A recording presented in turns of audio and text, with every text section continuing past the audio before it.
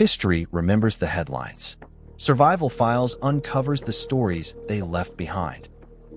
Imagine surviving a shipwreck, only to watch your rescuers sail away, leaving you stranded on a tiny island with no trees, no fresh water, and almost no chance of survival.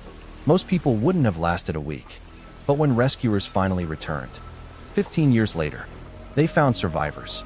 Not an entire community, not dozens of people, just 7 women and a child. How did they stay alive for 15 years on one of the most unforgiving islands in the Indian Ocean? Did hunger force them into cannibalism? How did they keep a fire burning on an island with almost no wood? And why did it take 15 years for anyone to come back? To answer those questions, we have to go back to a decision driven by greed. In July 1761, the French ship Luteil sailed through the Indian Ocean carrying something it was never supposed to carry. Hidden below deck were more than 100 enslaved Malagasy men, women, and children, packed into darkness. Chained together, they weren't treated as passengers. They were treated as cargo. Then, on the night of July 31st, everything changed. A lookout suddenly spotted white water ahead. A coral reef. The warning came too late. The ship slammed into the reef with a deafening crack. Timbers exploded. The hull split open. Freezing seawater rushed inside. Above deck, sailors scrambled for their lives. Below deck, panic turned into horror. Many of the enslaved captives were still trapped behind locked barriers as water flooded the hold. Some escaped as the ship broke apart. Many never had the chance. By sunrise, the survivors reached what looked like salvation. Instead, they had arrived somewhere far worse. A tiny coral island, surrounded by violent reefs, with no rivers, no forests, and nowhere to run. At first, they believed the shipwreck was the worst thing that could happen. They were wrong, because the real nightmare was only just beginning. The first hours on the island were filled with panic. The survivors searched everywhere, but the island offered nothing.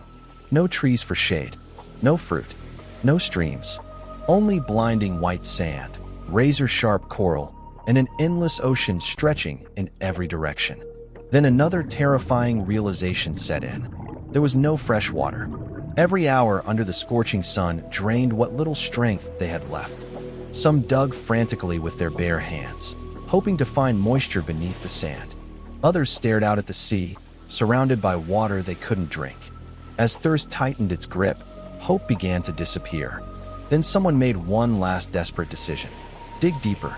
For hours they clawed through layers of coral sand until suddenly, the bottom of the pit became damp. Slowly, cloudy, brackish water seeped into the hole. It wasn't clean. It wasn't pleasant. But it was enough to keep them alive. For a brief moment, the island no longer felt like a death sentence. But surviving the island was only half the battle. Leaving it would prove much harder. The wreck of Luteil still lay scattered across the reef. Broken beams, twisted iron, splintered planks. The French officers ordered everyone to salvage whatever they could. Day after day, the survivors worked together under the burning sun. They built a new boat from the remains of the very ship that had destroyed their lives. Every hammer strike carried a promise. Help us finish this boat, and we'll come back for everyone. Those words gave the Malagasy survivors something they hadn't felt in weeks. Hope.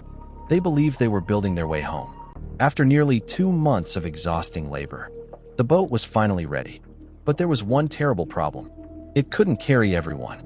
On the morning of September 27, 1761, the French crew climbed aboard first.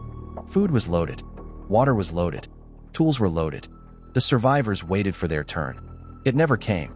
The officers repeated their promise one last time. We'll return as soon as we reach Madagascar. Then the ropes were untied. The sail caught the wind. Slowly, the boat drifted away. The survivors stood in silence, watching it grow smaller and smaller until it vanished beyond the horizon. Some still believed rescue would come in a few weeks. Others already knew the truth. They had just been abandoned.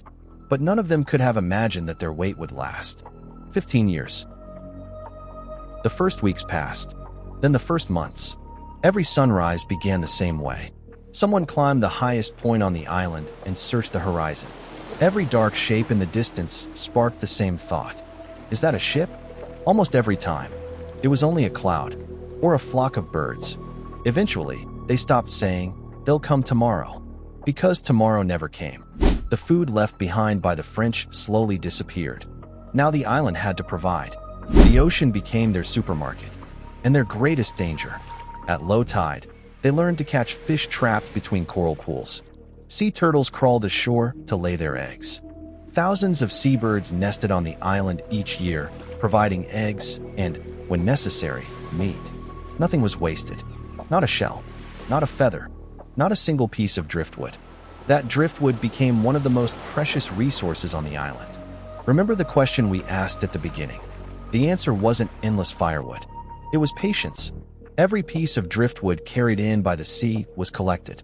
Broken timbers from the wreck were carefully preserved.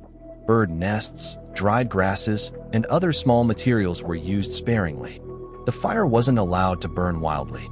It was protected like a living member of the community, because if a ship ever appeared, that column of smoke might be their only chance to be seen. Years passed. Children were born on the island.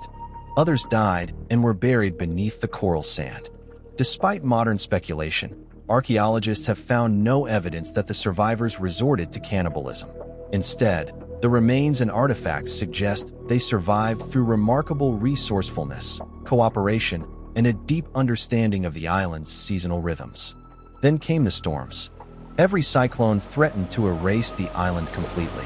The survivors hid inside shelters built from heavy coral blocks, while waves crashed over the shore and winds screamed through the night.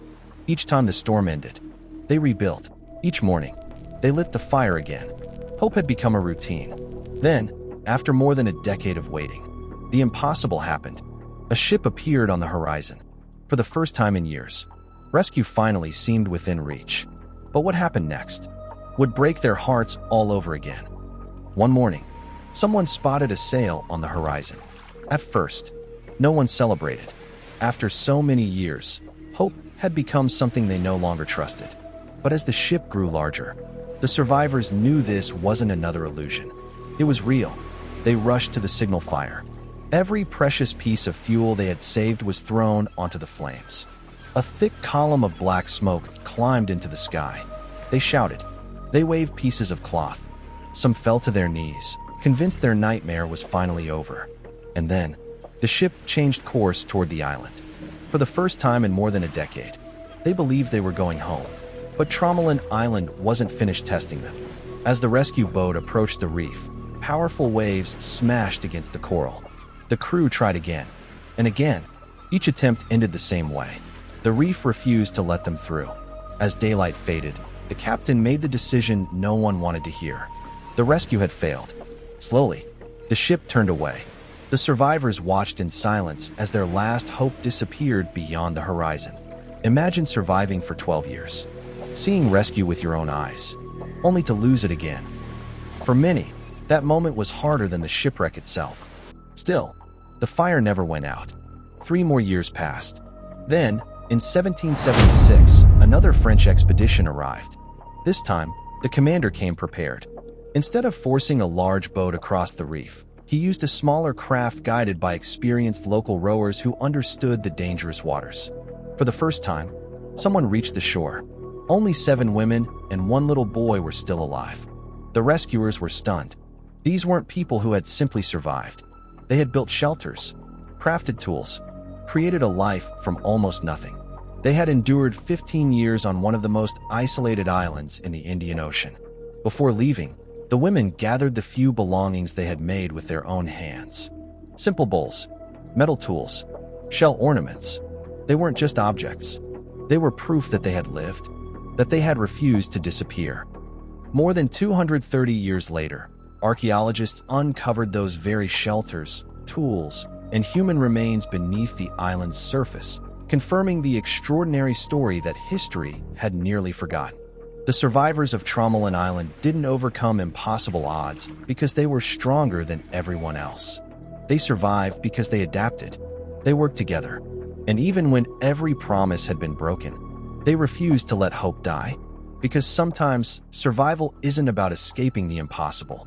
It's about choosing to keep going one more day. Before you leave, I have one question for you. If you had been stranded on Tromelin Island, What is the one item you would choose to bring with you, and why? Let me know in the comments. I read every one. And if you're fascinated by true stories of survival, forgotten history, and the incredible resilience of ordinary people, subscribe to Survival Files. Every week, we uncover another unbelievable story that history almost erased. Until next time, history remembers the headlines. Survival Files remembers the survivors.